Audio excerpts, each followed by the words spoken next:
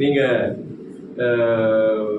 சமூக நீதி காவலர் விபிசிங்கிலேருந்து திரு அடல் பிகாரி வாஜ்பாய் வரைக்கும் திரு வைகோ பொறுத்த வரைக்கும் ஒரு நாடாளுமன்ற வரலாற்றில் ஒரு சிறந்த ஒரு நாடாளுமன்ற உறுப்பினர்களில் அவரும் ஒருவர். ஒரு நேர்மையானவர், ஒரு உன்னதமானவர், ஒரு மனிதநேயமிக்க ஒரு தலைவர்ங்கிற அந்த ஒரு மரியாதை பொறுத்து அரசியல் நிலைகளை கடந்து இன்னைக்கு எல்லார்கிட்டையும் இருக்கு.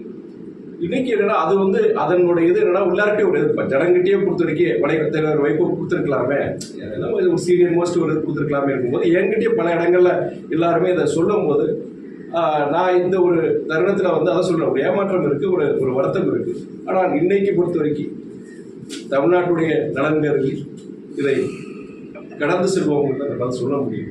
எனக்கு சில நானும் பொறுத்த வரைக்கும் முதன்மை செயலர் இருந்தாலுமே கூட தலைமைக்கு கட்டுப்பட்டு தான் நான் செயல்பட முடியும். நான் இதுவே பொறுத்த வரைக்கும் தலைமைக்கு கேட்டுட்டு தான் நான் சொல்கிறேன். ஏன்னா தலைமையே சொன்னாங்க, சொல்லி இந்த மாதிரி விளக்கத்தை சொல்லிருங்கன்னு சொல்லி தான் நான் சொல்கிறேன். அதுக்கு பேர் என்னால் விவரித்து சொல்ல முடியும்.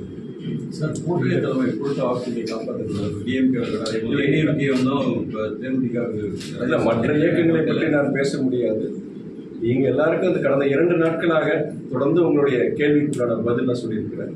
கடந்து செல்கிறோம், அவ்வளோதான் என்னால் சொல்ல முடியும். இந்த டிசப்பாயின்மெண்ட் அடுத்த வரக்கூடிய அசம்பிளி எலெக்ஷனில் உங்களுக்கு ஏதாவது ஒரு காம்பன்சேஷன் இல்லை? அது என்னன்னா எங்களுடைய எதிர்பார்ப்பு பொறுத்த வைக்கிறதா எண்ணிக்கையின் அடிப்படை கிடையாது. எந்த நோக்கத்துக்காண்டி இந்த கூட்டணியில் நாங்கள் சேர்ந்தோங்கிறது உங்களுக்கு எல்லாருக்கும் தெரியும்.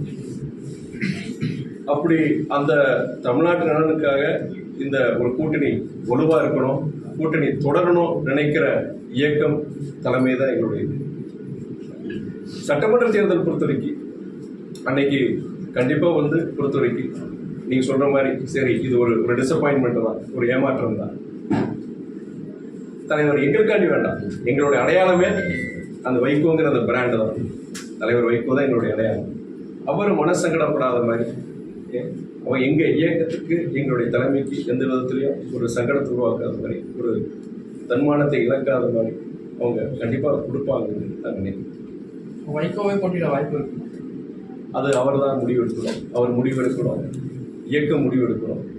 அதுக்கு கூட்டணி தலைமையும் அதுக்கு உண்டான வாய்ப்பு அவங்க கொடுக்கணும். பேருந்து கட்டணம் உயர்வு கருத்து கேட்டுருக்காங்க சார். பேருந்து கட்டணம் உயர்வுக்கான சூழ்நிலை இல்லை, அது பேருந்து கட்டணம் பொறுத்த வரைக்கும் அது இந்த நேரத்தில் உயர்த்த மாட்டாங்கன்னு நினைக்கிறேன் நான். ஏன்னா ஏற்கனவே பல இது இருக்கிறதுனால உங்களுக்கு இந்த நேரத்தில் பண்ண மாட்டாங்கிற நம்பிக்கை இருக்குது. நீங்கள் மின்சாரம் கூட போனோடனே கேட்டிருந்தீங்க, மின்சார உயர்வு இருக்குமான்னு நீங்கள் கேட்டிருந்தீங்க. நான் அதுக்கு